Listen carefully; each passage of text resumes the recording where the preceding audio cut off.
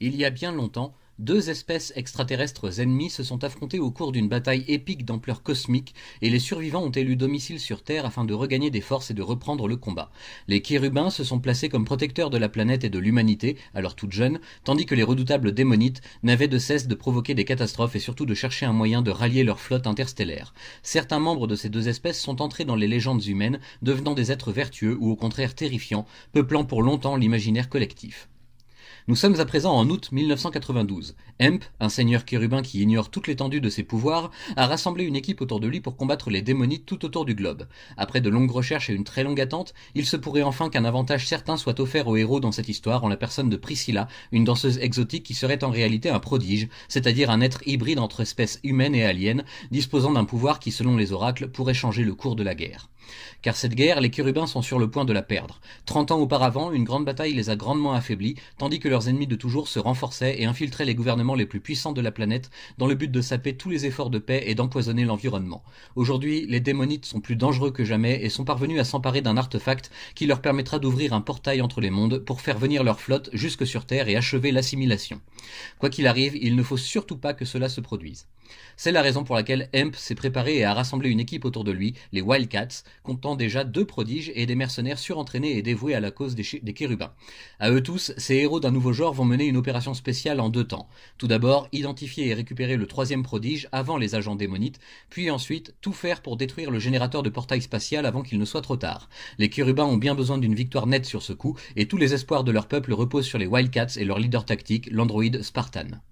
D'autres missions les attendent par la suite, comme une rencontre forcée et compliquée avec une autre équipe de héros, Cyberforce, manipulée par des sbires démonites tentant de s'emparer d'une technologie de pointe qui leur permettrait de se créer des hôtes parfaits. Dans cette affaire toute particulière, les choses sont loin d'être ce qu'elles semblent, et il faudra se méfier des apparences comme des souvenirs remontant soudain à la surface pour certains combattants des deux bords. Pour le meilleur et pour le pire, dès que la situation l'exige, Hemp et Void envoient au front les Wildcats de Spartan. Grifter, Maul, Warblade, Zealot et Voodoo feront tout leur possible et lutteront jusqu'au dernier souffle pour vaincre les démonites et mettre fin à tous leurs complots, ou bien exercer une juste vengeance si besoin.